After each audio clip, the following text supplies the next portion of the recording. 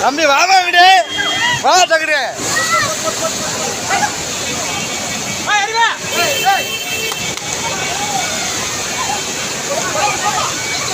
ஏமா இங்கிட்டு வாங்க